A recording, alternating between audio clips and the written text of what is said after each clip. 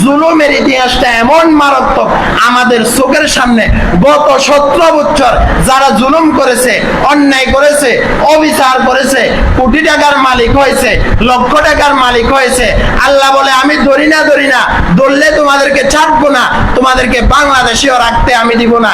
তাদের এই অর্থ সম্পদ, বাড়ি গাড়ি সব কিছু রয়েছে, তারা নাই। কথা বলেন না ঠিক কিনা? এভাবে আল্লাহ তাআলা জালেমদেরকে আল্লাহ তাআলা ছাড় দেন না, জালেমদেরকে আল্লাহ তাআলা ছাড় দেন না। এই জন্য মেরে মোহতারাম বলতেছিলাম, ওয়ালা তাহসাবান্নাল্লাহা গাফিলান আম্মা ইয়ামালু যালিমুন। আল্লাহ তাআলা জালেমদের ব্যাপারে কোনো সময় উদাসীন নয়। এই জন্য ভাইয়ে ভাইয়ে জুলুম করব না, স্বামী স্ত্রী জুলুম করব না, বোনদের হক পরিপূর্ণভাবে বুঝিয়ে দিব। বোনদের হক বুঝিয়ে দেয় না, কেন দেয় না?